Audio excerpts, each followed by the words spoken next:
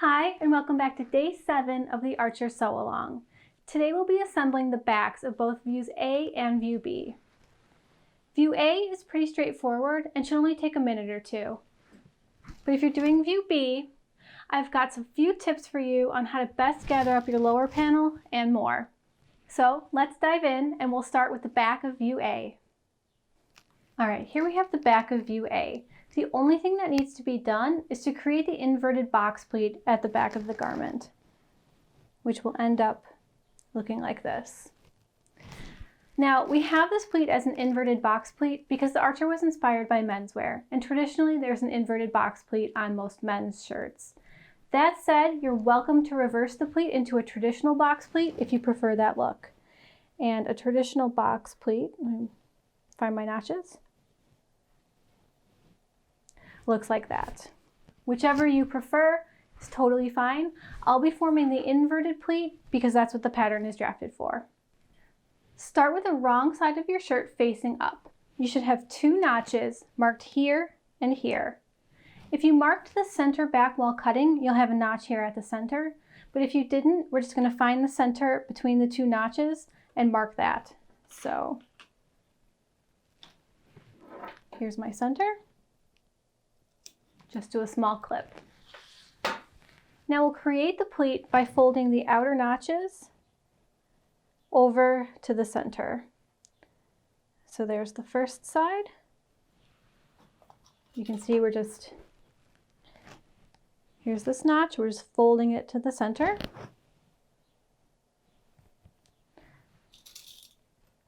And then placing a pin through there. And then same thing for the other side. Fold, bring it to the center, and pin.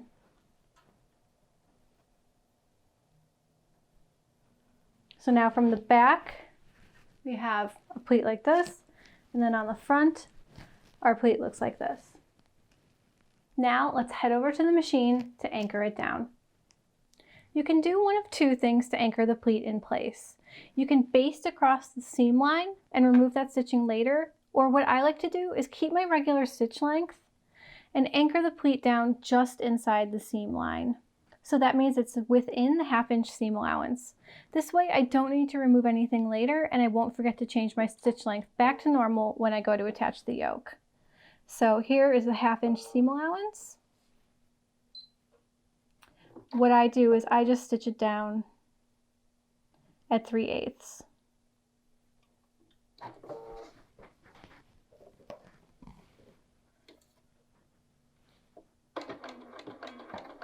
And I do just 1 back tack stitch.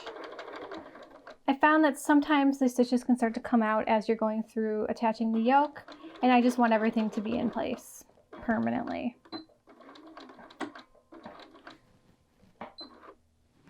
So that's it. Clip your threads.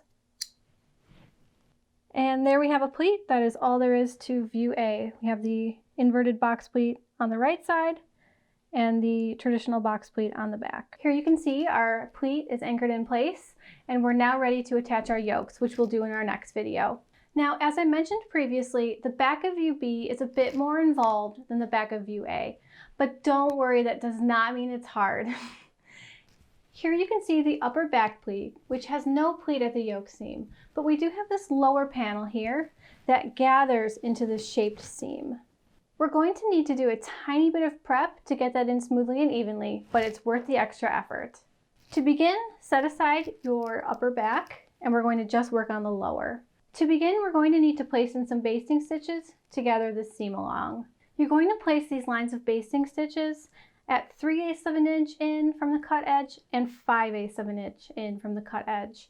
Our seam allowances are 1/2 inch, so it will fall between these 2 lines of basting stitches. The reasoning for having the stitching line fall between the 2 gathering threads is so that as you sew, the gathers are being properly held in place while the foot and feed dogs pass over them.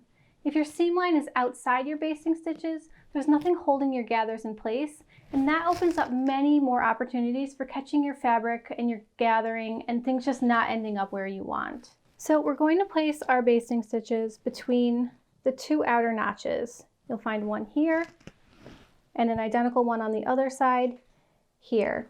So you're going to start your basting stitches at the first notch, travel across, and end at the second.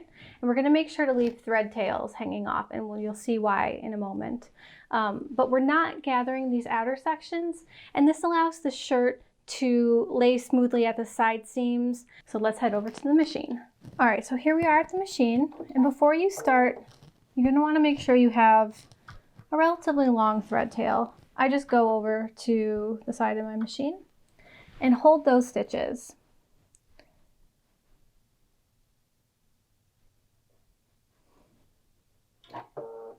Set your foot down at 3/8 of an inch in from the outer edge and turn your stitch length up.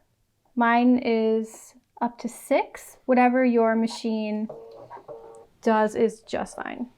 So then we're going to stitch across.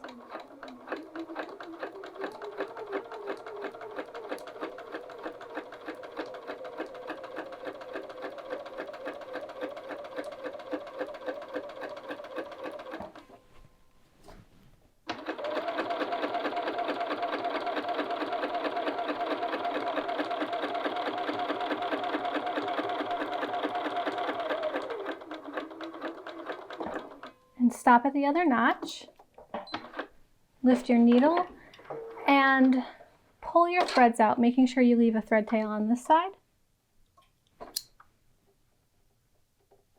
Trim your threads, and then go back to where you started previously. Again, make sure you have a thread tail. And then we're going to stitch 5/8 of an inch out from the cut edge.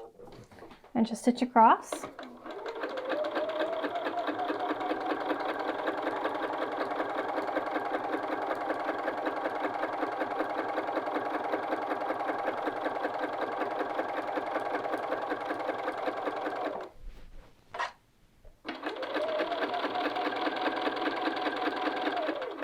Stopping at the other notch, lift your needle, and again, leave a thread tail. Now head back over to the table and we'll start gathering. Lay your upper back out with the right side facing up. Then take your lower back and lay that out on top with the wrong side facing up. So the two right sides of the fabric are facing each other, they're together. Now to start pinning, find the center back notches, align those, and pin. Now we're going to head over to the side and pin the sides in place.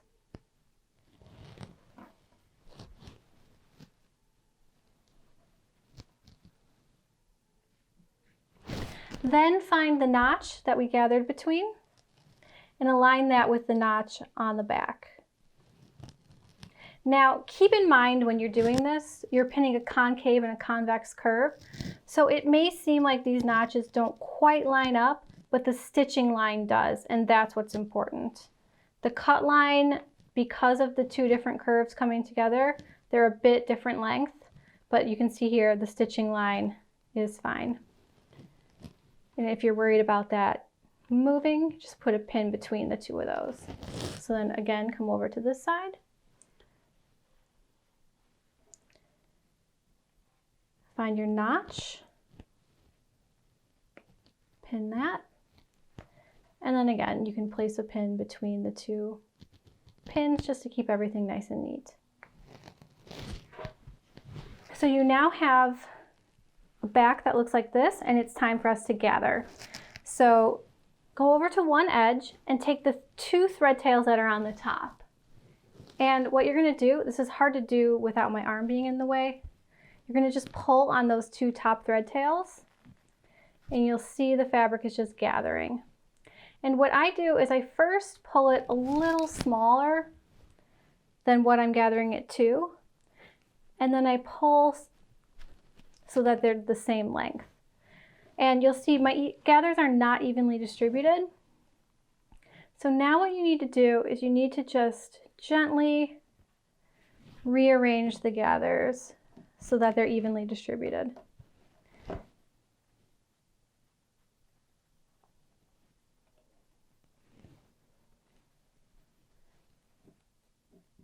And they're not going to be perfect, but just get it so that you're happy with it.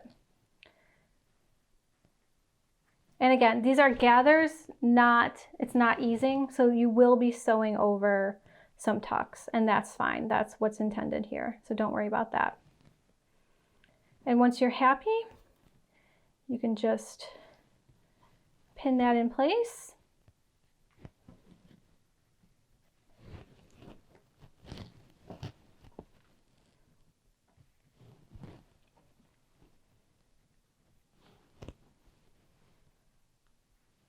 And then we're going to repeat those steps for the other side. So again, take the 2 gathering threads that are on the top. And sometimes I need to use a pin to separate them. And again, you're just going to pull on those. Make sure they're the same length. And then start distributing your gathers. This is going to feel awkward the first few times you do it. You'll get used to it, and it'll become easier the more you gather things. But don't feel bad if it feels strange to do this. You can see, even I've done this a million times and I'm still grabbing the wrong thread. My fingers are getting confused.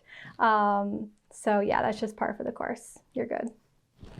And once you have them evenly aligned and spaced, pin that in place.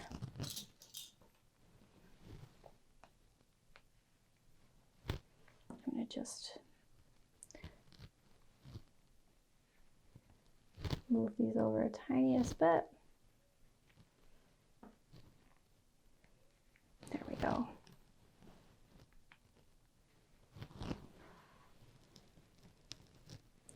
All right, now we're going to head over to the machine and we're going to sew along the seam line to anchor these in place. All right, so once you're at your machine, it might feel to you like you want to sew with the gathering facing up, but I recommend sewing with the gathering facing down. And the reasoning for this is that your feed dogs move the fabric through the machine at a slightly faster rate than the fabric touching the foot, and this is due partly to friction. So if you have the gathers facing down, then you can use that little bit of speed to help ease the gathers through. So with that in mind, we're going to lift our presser foot and align our edge. We are going to back tack. Oh, and I just did the #1 most annoying thing you can do after gathering. I forgot to change my stitch length.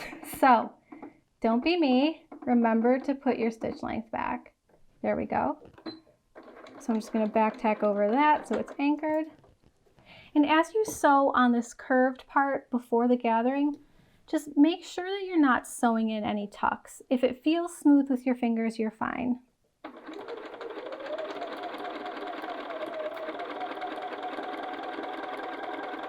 Now there's our notch and the gathering starts here. So you are going to be sewing over tucks. Just make sure nothing feels too lumpy. It's obviously going to be lumpy because we have gathering, but you'll be able to tell if you're sewing over some other part of the garment that's mixed up in there. Just sew across, remove your pins as you get to that point.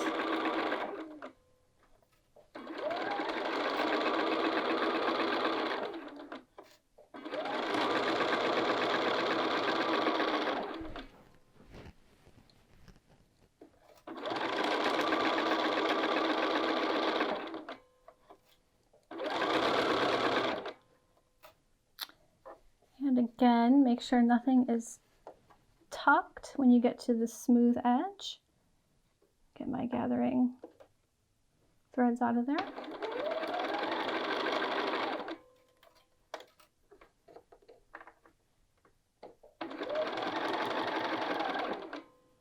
And a little back tack. Raise your needle and clip your threads. All right, so now before we remove any gathering threads, just flip your shirt up and make sure everything looks good and you're happy with where the gathers are falling. Everything looks pretty good here. So I'm going to now remove my basting threads. To do this, I find it easiest to pull from the side you already pulled. And I like to do mine one at a time. You're just gonna pull that out and then repeat for the lower thread. Then go back in and make sure you're removing the bobbin thread. There it is. And then again on this side, remove the bobbin thread. Right, now that our threads have been removed, it's time to finish the seam allowance and then anchor it to the back. So we're going to need to step over to our iron briefly here. All right, so now eventually the seam allowance is going to be pressed up and we're going to top stitch it in place so it's not flipping around while you're wearing it. I like to go through with my serger and serge along the seam line. If you have a serger, go ahead and do that now. If you don't, you can zigzag, pink, whatever you want to do. You can also just leave it and top stitch it down. It's completely up to you. I'm going to go head over and serge mine now. All right, so here's my serger, and I also like to serge this with the gathered side facing down.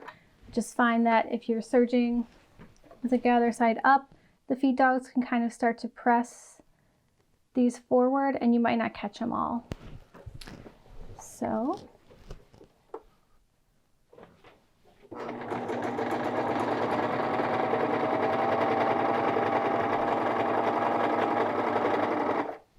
make sure you're not catching your under part.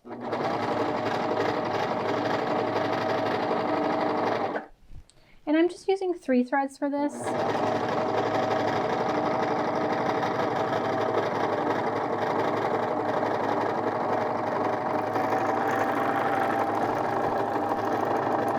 A 3 thread is completely sufficient for this. We're simply just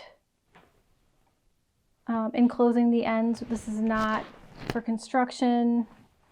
It's not a structural stitch at all. So 3 threads is totally fine. Now we are going to press the seam allowance up. And since this is a curved seam, I like to do this on my ham. I just find it easier. It also makes enough room for the gathers to kind of fall away. So if you have a ham, I highly recommend using it now.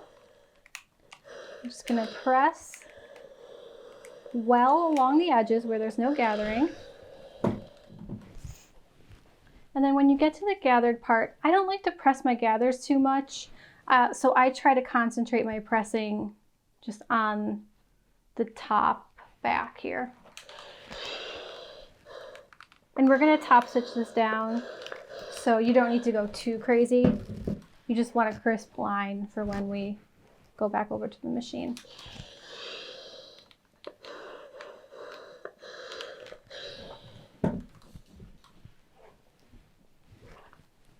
And here, again, you can see how having the ham just really helps the gathers to give them space to lay.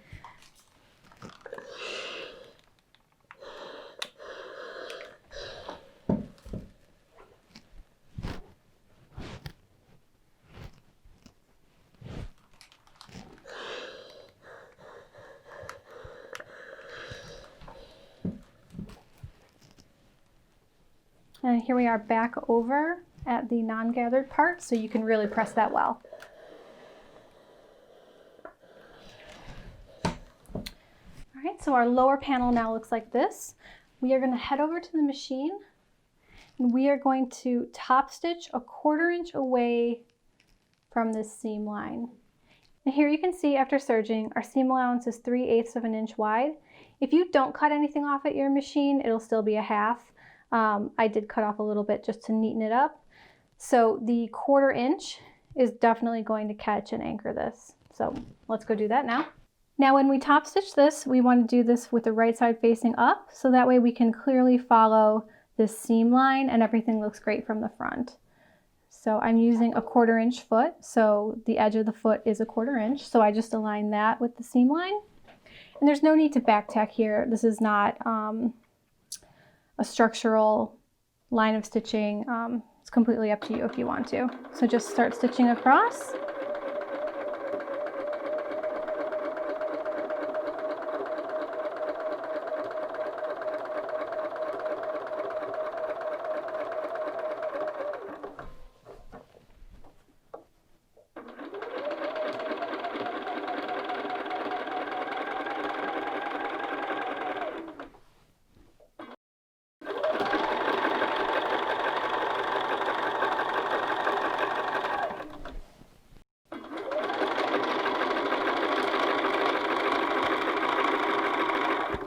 And again, no need to back tack at the end. You can just clip your stitches, or sorry, clip your threads.